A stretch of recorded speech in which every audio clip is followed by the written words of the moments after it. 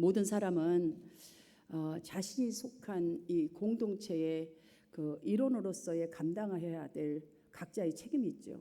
그 책임은 누구에게나 있어요. 어른이면 어른대로, 자녀이면 자녀인대로. 한 가정에 만약에 가장인데 가장에게 부과된 책임을 소홀히 한다면 아마 그렇게 가정을 해본다면 가족들은 아마 경제적인 어려움뿐만이 아니라 여러 가지 심각한 문제에 직면하게 되겠지요. 그렇기 때문에 우리가 누구든지 소홀히 할 수 없고 소홀히 해서는 안 되는 것이 책임이에요. 책임. 하나님은 가정에서 이 모든 성도들에게도 가정에서 그리고 교회에서 그리고 사회에 나가서도 감당해야 할 책임을 모두에게 주셨습니다.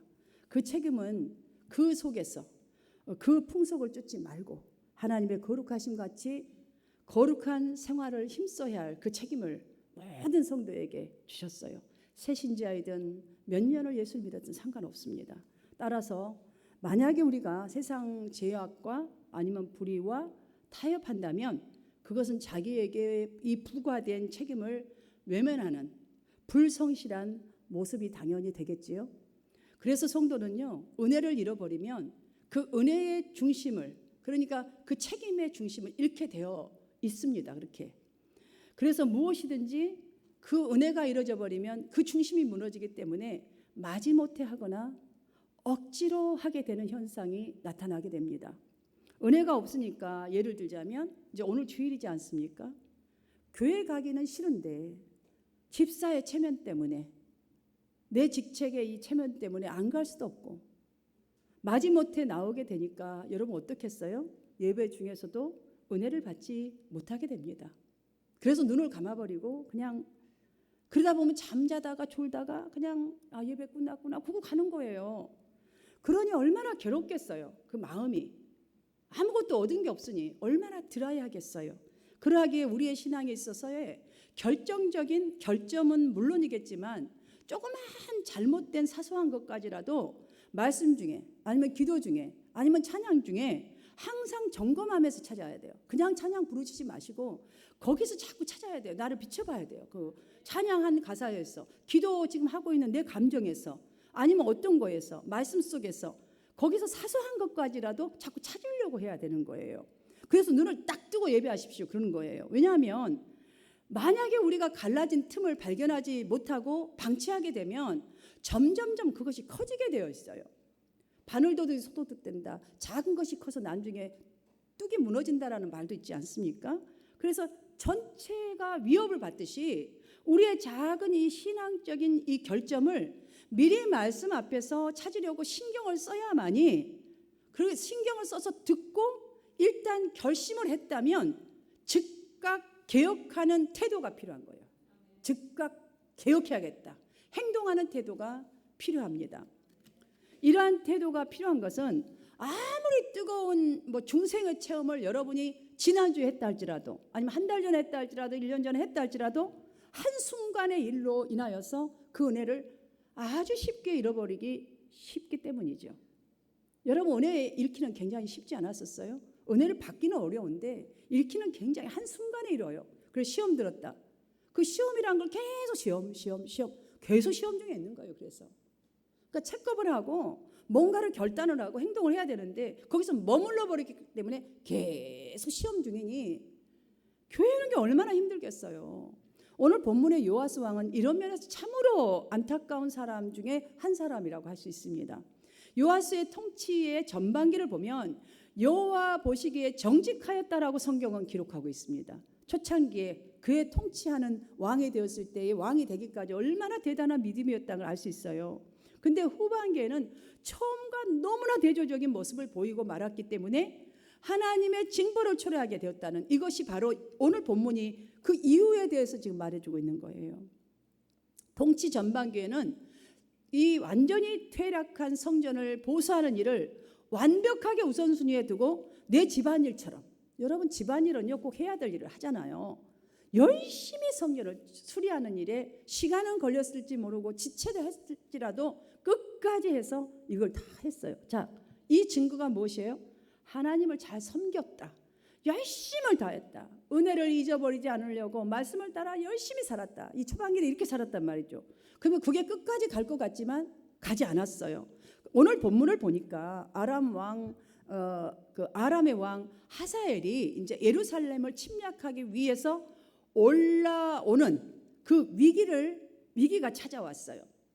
그러면 여러분, 그 정도로 하나님의 성전을 자기 집 일처럼 했던 그런 왕이라면 지금 이때에 하나님을 믿는 그는 요아스는 무엇을 해야 했을까요? 여러분 답 다 갖고 계시잖아요. 무엇을 해야 해요? 더욱더 주님 앞에 의지를 하고 더욱더 기도해야 되지 않겠어요? 그런데 그는 하나님께 기도하지 않았어요. 쌓아보려고 어떤 준비도 하지 않았어요. 선조들로부터 하나님께 바쳐진 성전에 있는 모든 귀중한 물건과 또 왕궁에 또 바쳐진 물건들이 있을 거 아니에요. 이 모든 보물들을 모두 이 하사엘, 그 침공해 오는 그 하사엘에게 내어주는 것으로 무마하려는 꾀를 쓰고 그렇게 했습니다. 자, 그러다 보니 이 큰 정말 뇌물을 받은 아람 왕은 만족해야죠. 뭐 자기가 얻을 거 다 얻어버린 거예요. 그냥 싹 다 내줘 버렸으니까. 우리가 은혜를 조금 잃으면요, 하나님 앞에 은혜를 찾아야지 저기 가서 은혜 찾으려고 하니까 다른 것이 더 커지는 거예요. 포션이. 겉으로야 급한 불 껐을지는 몰라요. 아, 오늘 그래 여보, 교회 가기 싫어. 아, 그래 그럼 가지 말고 우리 여기서 뭐 마음으로 드려도 예배지. 여러분 급한 불은 끈 것 같죠? 아, 내가 뭐 하나님 내가 찾았지 뭐 내가 하나님 잊어버렸나? 그것은 올바른 해결책이 아니라 임시 방편에 아마 불과한 정도. 그게 벌써 틈이에요, 여러분들. 요아스는 자신의 이러한 처사를 그렇다면 좀 생각을 해보고 예배는 또 드렸을 거 아니에요. 그렇다면 하나님 앞에 철저하게 회개하면서 다시 하나님을 온전히 따랐더라면 좋은 결과가 나왔을 거예요. 끝까지 여호와 보시기에 정직하게 행하였더라. 중간에 좀 그랬지만 다시 일어나서 이렇게 하였더라. 이런 결론이 나왔을 텐데 그렇지 못하였기 때문에 결과적으로 하나님의 심판은 어떻게 그에게 맞이했을까? 신복들에게 피살을 당하게 된 이유를 오늘 본문에서 지금 우리에게 설명하고 있는 것이 본문 내용입니다. 요아스 왕이 이 피살을 당하게 된 것은 가장 먼저는 하나님을 뒤로 한 거예요. 그냥 확 버렸으면 좋은데 뒤로 해버리고, 자, 그 뒤로 한 그 자리에 우상이 점점 우상을 섬기게 되었던 그 신앙에 희석된 부분들이 많았던 거죠. 그러니까 양다리 걸치기를 하기 시작한 데부터 시작해서 그 다음에 양다리 걸치기 시작하다 보니까 세상 방법이 훨씬 더 쉬운 방법처럼 느껴집니다. 그래서 세상 방법으로 모든 자기가 해야 될 일, 왕으로서 해야 될 일을 처리했기 때문에 많은 백성들이 그렇다면 어떤 결과를 맞이했을까요? 백성들에게 임했던 게 무엇일까요? 경제적인 부담이 또 오지 않았겠습니까? 그 많은 보물들이 있었는데 그 보물들을 가지고 모든 좋은 백성들에게 나눠주고 좋은 정치를 해야 될 텐데 다시 또 하려면 백성들이 얼마나 부담이 컸겠어요.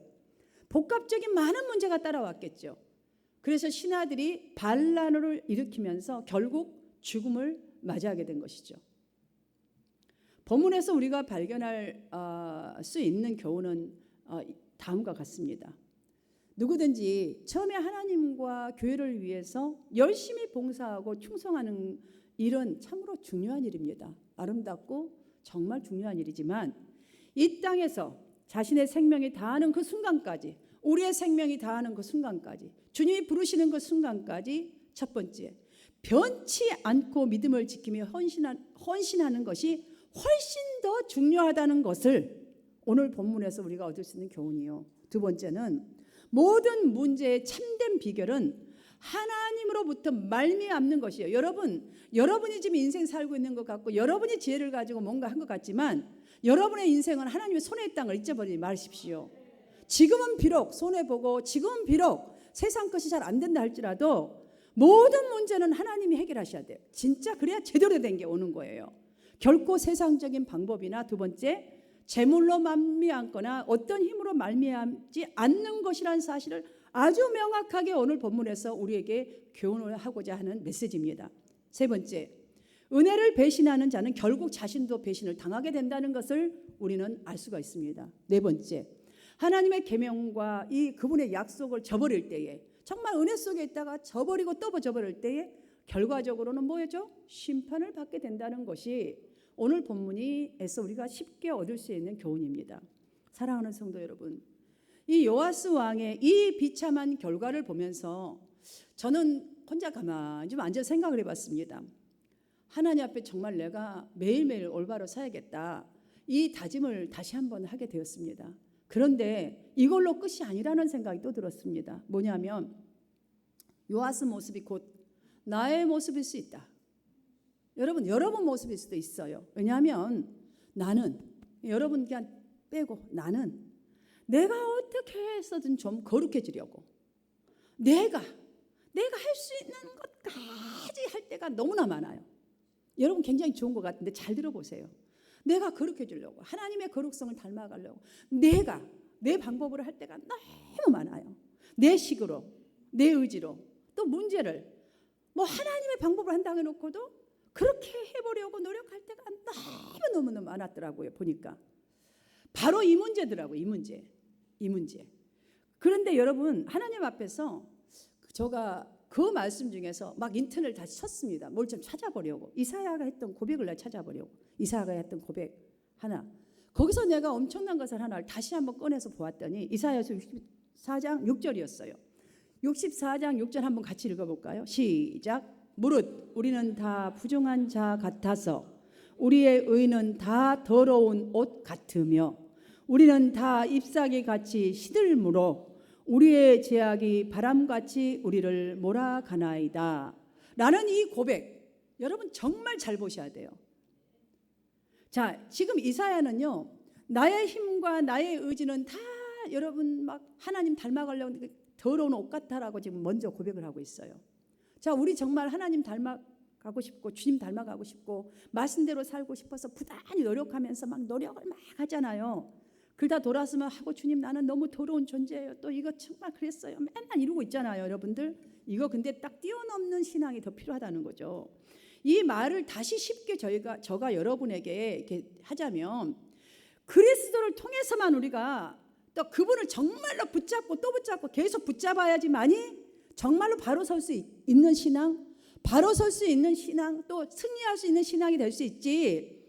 여러분, 우리는 그런데 다시 문자적으로 한번 돌아가 봅시다. 그렇게 될 수 있지 해서 문자적으로 다시 돌아가 봐야 돼요. 자, 문자 그대로를 보면, 잘못 보면 거룩해지려고 노력을 하는데 나는 계속, 여러분 그럼에도 불구하고 하나님 나는 이렇게 지저분해요, 저는 너무 아직도 부족해요, 아직도 나는 더러운 때에서 이렇게 벗어나지 못하고 있어요, 주여 이러잖아요. 우리 거룩하려고 나는 몸부림치고 있습니다. 지금 이 고백만으로 여러분 끝나서는 안 된다는 거예요. 바로 이 모습이 요아스가 행했던 모습과 비슷할 수 있다, 똑같을 수 있다라고 저는 표현하고 싶어요. 부족하기 때문에 더욱 거룩해지려고 몸부림치는 것은 겉으로 보기에는 그럴싸해요. 정말 좋은 신앙인 같아요. 그러나 정말 하나님의 보시는 영적인 면, 내 내면적인 면 엄밀히 잘못된 거예요. 이게 만약에, 왜냐하면 지금 이렇게 겉으로 노력하는 걸 가지고 내가 오늘도 그거를 그랬습니다, 그 나의 의라는 사실을 여러분 기억하셔야 돼요. 나의 의. 그래서 그럴싸하게 보이나 잘못된 것이라고 제가 표현하는 거예요. 진정 부족하다고 정말로 생각한다면, 정말 주님 나는 부족해요, 내 모습이 또 부족한 모습이 드러날 때마다 여러분 모자라고 제된 모습 그대로 어떻게 해야 돼요? 의로우신 하나님 앞에 나아가야 되는 거예요. 여러분들 나아가지 않고 맨날 부족해, 주야 여기서 또 머물고, 또 주야 언제까지 그 자리에 머물 거냐고요.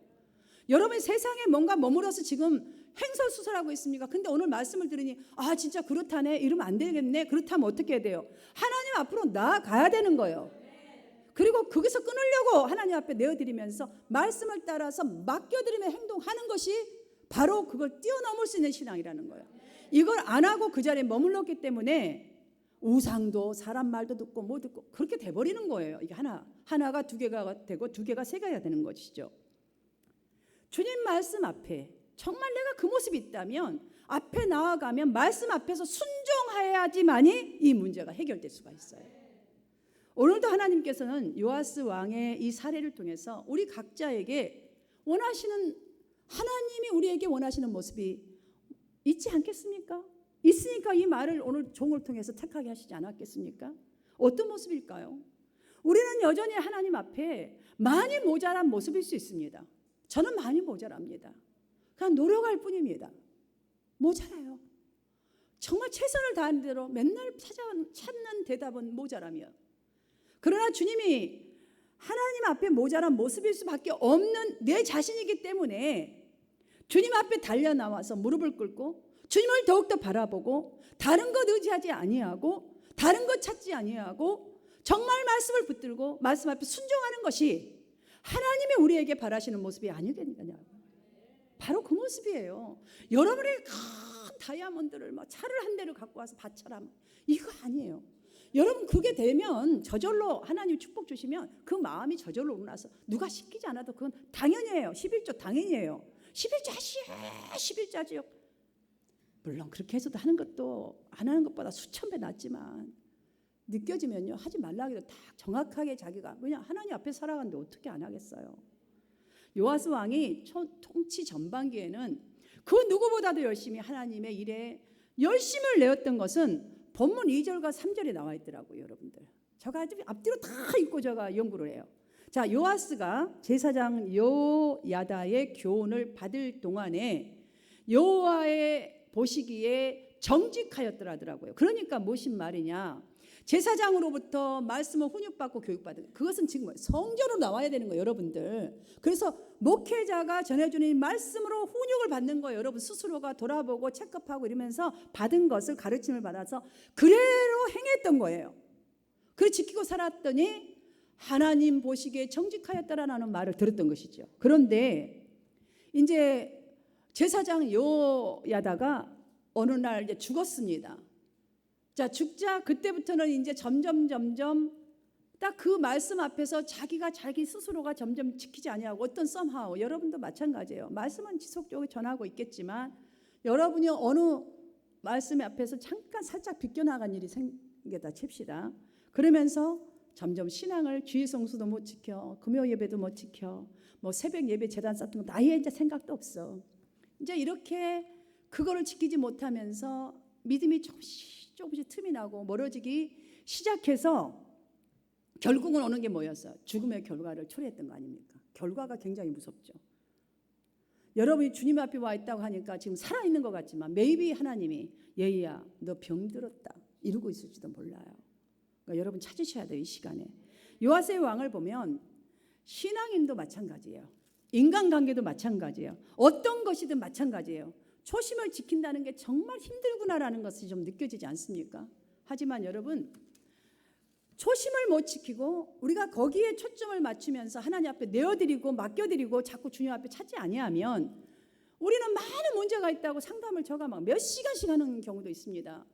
그런데 보면요 왜 하나님을 안 찾는지 모르겠어요. 지금 지푸라기를 잡아야 심정이면 하나님 찾아야 되는데 자기가 원하는 답 딱 놔두고 그 답을 하는데 아니 누가 그 답을 주십니까? 본인이 지금 딱 맞고 있는데 하나님도 못 줍니다. 그러면 하나님 못 주십니다. 왜냐하면 그 길이라고 말씀을 하시는데 누군가를 통해서 자기가 딱 맞고 담을 쳐버리면요 답이 없어요. 그러다 보니 조금씩 하나님 말씀보다 주변 사람들의 말을 듣고 행하기 시작하다 보니 요아스 왕이 어떻게 됐어요? 인생의 결정적인 순간에 하나님의 신앙이 아닌 재물을 의지하게 돼버리고 재물로 해결하게 돼버리는 거고 하나님을 두려워하는 것이 아니라 사람을 두려워해버린 거예요. 언제 성전을 그토록 사랑하고 그토록 성전을 열심히 보수했던 사람 훌륭한 일꾼이었나 싶을 정도로 그는 방백들과 다른 동조하여서 정말 아세라 목상과 우상을 이스라엘에게 막 들여온 대로 그들에게 절하고 섬기고 여러분 이런 상태 속에서도 제가 또 보니 당장 심판을 받았다면 얼마나 좋겠어요. 여러분이 내가 잘못했을 때 심판을 바로바로 줬다면 제가 정신 번쩍번쩍 차리고 신앙생활 잘할 텐데 역대하 24장 19절을 보니까 하나님께서는 요아스 왕을 참 사랑하시는 것 같아요. 우리가 너무 이거를 이용하는 것 같아요. 하나님을 그의 마음을 돌이키기 위해 선지자들을 수없이 보냈습니다. 회개할 기회 정말 여러 차례 주셨는데도 불구하고 선지자의 말을 다 무시해버렸습니다. 여러분 이 시간 말씀을 무시합니까? 여러분의 손해입니다. 성도 여러분 한때 잘하는 것도 중요하지만 정말 끝까지 한결같이 변함없이 하는 것이 중요하다. 그러므로 오늘 말씀 허투루 듣지 마십시오. 오늘 말씀 담으십시오. 여러분, 어떤 와이프가요, 연극 배우가 남편이에요. 그러다 보니까 뭐 연기자니까 얼마나 주위 사람들이 부러워했겠어요. 아이고, 남편이 배우니까 얼마나 재미있고 얼마나 유머 감각도 많고 얼마나 마음을 잘 알아주고 행복하게 살겠어, 너무 행복하겠어요, 막 이렇게 말을 해요. 이런 말을 뭐 수도 없이 주위에서 많이 하는 거예요. 보는 사람마다 부러워요 그러면서 TV도 나오고 인기도 많고, 그러니 얼마나 좋아. 그때마다 아내는 아주 심각한 얼굴입니다. 그냥 그러면서 하는 말 잘 들어보십시오. 우리 남편은요, 밖에서는 연극 배우 맞아요. 그런데 집에서는 비극 배우예요. 그러더래요. 심각한 얼굴로. 얼마나 비극 배우인지요. 모두가 다 비극이에요 우리 집은. 그러더래요. 나만 비극이면 좋겠어. 우리 애들도 비극이에요. 그러더래요. 여러분, 사실 크리스찬 가운데도 교회 안에서는 믿음이 넘쳐나는 희극인이지만 교회 밖에서는 불신으로 가득 찬 비극인들이 있을 수 있습니다. 요아스 왕과 같이 한때는 누구보다도 열정과 사랑을 가지고 교회를 사랑하고 교회 공동체를 사랑으로 섬겼으나 현재는 세상과 버타여서 살아가고 세상의 방법으로 살아가는 성도들 모양만 있지, 요아스가 그렇다고 지금 예수를 아예 안 믿었을까요? 하나님을? 그렇지 않습니다. 예수도 믿고 우상도 섬기고, 그렇죠? 그런 성도 참 많습니다. 그러기에 교회 안에서든 밖에서든 정말 문제가 발생할 때에, 우리가 교회 뭐 안에서든 밖에서든 고난이 올 때에, 여러분의 신앙이 고난이 올 때에 중요한 것은 초지일관, 정말 예수 믿는 이 아이덴티티를 정확하게 가지고 신앙을 고수하는 것밖에 없어요. 고수하는 거예요. 여러분, 다이아몬드가 여러분 몇십 년을 막 끼고 다녀도 이 빛이 안 없어지잖아요. 진짜 다이아몬드가 이렇게 진짜인가 가짜인가 알아보려면 어떻게 하는 거 여러분 아세요? 물에 담긴, 깊은 물에 담긴 이 투명한 유리컵에다 탁 넣어보면 진짜 다이아몬드인지 아니면 큐빅 지코니아 뭐 이런 건지 다 알 수 있대요. 진짜는 물속에 딱 집어넣으면 똑같이 한결같이 빛이 반짝반짝 바란대요. 그런데 큐빅 같은 거 가짜들은 빛이 전혀 안 나고 유리같이 그냥 댕 하고 있대요. 이런 신앙인들 정말 많아요. 환난 딱 오고 시험 한번 와보면 다 자기 문제지 남의 문제 아니에요. 은혜를 그래서 잃으면 중심을 잃는다는 것을 우리는 요아스 왕에게서 꼭 배워야 합니다. 보아야 하고 느껴야 합니다. 그럼 초지일관의 신앙을 어떻게 하면 유지하면서 주의 말씀대로 위기를 극복하면서 끝이 아름다운 삶을 살 수 있을까나, 그것을 한번 생각해 보십시다. 자, 지금 여러분 생각에는 초지일관 신앙을 하기가 굉장히 어려울 수도 있어요. 예배 잘 드린다는 거 너무너무 어려울 수 있어요. 해가 되는 것 같이 느껴질 수도 있어요. 그러나 첫 번째, 하나님 앞에서 한 번쯤은 여러분 내가 이렇게 살아버리라, 그 결심한 바를 지키는 거예요. 분명히 어느 날 그래, 오늘부터 내가 좀 해봐야 되겠다, 안 되겠다. 아니면 저와 여러분하고 누군가 통화했습니까? 예, 그랬다면 좀 예에 대한 결심을 지키는 거예요. 그것도 성령 앞에서 하는 거거든요. 당장의 말씀을 따라 사는 것이 아주 버겁고 힘들고 무거운 짐 같아요. 해가 되는 것 같이 느껴지죠. 그러나 여러분, 하나님의 말씀이 서라 하면 설 수 있는 신앙 자체를 가지고, 이 자세를 가지고 계속 전진해 나가는 것이 여러분이 원하는 것보다 하나님께서 주시고자 하는 것을 얻는 비결인 것을 오늘 이 시간 꼭 여러분 기억하시기를 바랍니다. 두 번째, 영적 자기 깊이를 자꾸 채워야 돼요. 여러분, 영적인 깊이가 처음부터 깊어지는 게 아니에요. 그러면은 그 깊이를 자꾸 채워야 돼요. 다시 말하면 자기 영성 관리를 하라는 거예요. 여러분 관리는 여러분이 해야지. 누가 해줍니까? 여러분 얼굴 여러분이 씻어야지. 환자가 아니고서 누구도 씻겨줄 사람이 없잖아요. 나는 하나님의 일꾼으로 부름받은 자다. The high calling of the God. 이게 정확하게 있어야 돼요. 정말 큰 뜻을 가지고 하나님은 나를 부르셨다. 이 소명감을 바로 영성 유지하는 비결이에요. 내가 비록 당신이 볼 때는 이런 모습일지 모르지만 나는 이런 사람이야. 하나님이 나를 불렀고 하나님이 나를 이 지책을 주신 사람이야 라고 생각해야 돼요. 이 소명의식이 있어야 여전히 지금 조금 미달하는 사역을 그렇게 하고 있다 칩시다. 신앙생활도 좀 미달돼요. 내가 지금. 그래도 이 소명감의 영성이 우리가 살아나야 행복한 다시 힘 있는 마음으로 교회 일도 가정 일도 교회 밖에서의 일도 여러분 할 수 있게 되는 것입니다. 여러분 이런 영성 지금부터 채워가셔서 정말 즐겁고 행복하게 그렇게 신앙생활 힘있게 하시기를 바랍니다. 세 번째, 신앙 고백 다 여러분 정도면 다 있습니다. 여러분 예수 믿는 정도라면 주님이 나의 구주라는 이 신앙 고백 정도 있잖아요. 그렇다면 여러분은 크리스찬이에요. 이 정체성이 분명히 있어야 돼요. 나는 크리스찬이다. 그리스도인이 되면 그리스도인에게 불이익이 있는 일들이 참 많습니다. 저가 예수 믿어요 라고 말만 하는 순간부터 따라오는 불이익이 많아. 예수 믿는 사람 왜 저래? 이게 일단은 다른 사람들 눈을 그렇게 딱 봐요. 목사가 왜 저래? 목사 그럴 수 있거든요. 근데 일단 그렇게 봐요. 그러니까 불이익이 딱 오는 게 항상 있을 수밖에 없어요. 그래서 우리는 교회 다니세요 그러면 빨리 대답 못하는 이유가 바로 거기서 걸리는 거잖아요. 말했다고 혹시 나한테 뭐 요거도 먹고 우리 교회 요거도 먹을까 목사님 괜히 그 생각만 하는데요.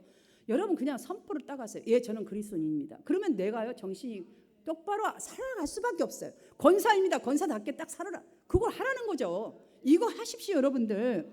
그게 바로 초지일과 믿음인 거예요. 왜 그리스도인인데 그리스도의 말을 못 하십니까 여러분들? 나 예수 믿어요. 어느 교회 다녀요? 아니 큰 교회 다니면 나는 저기 무슨 큰 교회 여기 다닙니다. 아이고 권사입니다. 장로입니다. 한마음교회 저는 교회 다녀요. 저기 어디 다녀. 발음도 시원찮아요. 발음도 시원찮아요. 뭔 말인지 못해. 네 그러면 그냥 다닌다니까요. 여러분 이렇게 하지 마세요. 이게 초지일관을 못하면 주변을 소동하게 만들어요. 의심하게 만들어요. 저 사람이 이단인가 아니면 뭔가 도대체. 이 소동하게 벌써 만들고 있잖아. 이게 유의하셔야 되는 거예요. 이 신앙 고백이 바로 이게 신앙 고백인 거예요. 그리스도인입니다 하는 것도 신앙 고백이거든요. 이 온도가요 떨어지면 신자의 나의 정체성이 떨어질 수밖에 없어. 힘이 없잖아요. 선명하지 않게 되고 그래서 요아스처럼 그 상황의 지배를 받게 되어 버리게 딱 되어 있습니다. 여러분 그 상황에 지배받는 것은 여러분 상황이 두려워서가 아니에요. 여러분 두려워서 지배받나요? 여러분 절대 두려워하지 않아요. 여기 계신 분들 한 분도 두려워하지 않아요. 뭘 두려워요? 잘못도 없는데 안 두려워해요. 믿음이 떨어져서 자기의 믿음에 자신감이 없으니까 그게 떨어져서 상황의 지배를 받는다는 사실을 여러분 기억하셔야 돼요. 이거를 하려면 예수 믿습니다라는 것, 나는 예수쟁이다, 나는 어느 교회 다닌다, 나는 하나님 믿는 사람이라는 걸 똑바로 가지고 살아갈 때에 두려워하지 않게 됩니다. 여러분들.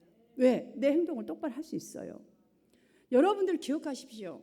여러분 한 분 한 분은 전부 다가 섬김의 위치에 계시는 분들이라는 사실을. 의인이라 제사장이라 하나님은 섬김의 위치에 딱 여러분들을 고귀하게 두셨어요. 그리고 택하시고 부르셔서 그 자리에 두셨어요. 하나님은. 자, 그러므로 자기 관리나 이 경영이 되어 있지 않으면 우리가 영성을 채우고 아까 그랬잖아요. 곧바로 결단하면 행동하고 자, 이런 것들이 잘 관리가 되어 있지 않다면 결코 다른 사람들에게 제대로 된 영향력을 미치는 리더는 될 수 없어요. 우리가 다 위치에 있는데 그 리더로서의 정말 영향력을 끼칠 수가 없습니다. 섬김의 위치에 있는 정말 우리는 매 순간 이렇게 자기 경영, 자기 감정을 다스릴 수 있도록 그러니까 영적인 감정으로 잘 나아갈 수 있도록 정말 위에서 우리가 조금 전에 다 살펴본 대로 이 시간 이 말씀들이 다 성령으로부터 주신 말씀이라고 길을 열어드려서 여러분의 내면의 소리 속에 내면 안에 첫 번째 정말 내가 오늘 하나님 앞에서 이 말씀 앞에서 정말 내가 이렇게 한번 살아보겠다 결심하고 나아가시 축원합니다. 그렇다면 결심하는 바를 지키십시오. 지켜야 돼요.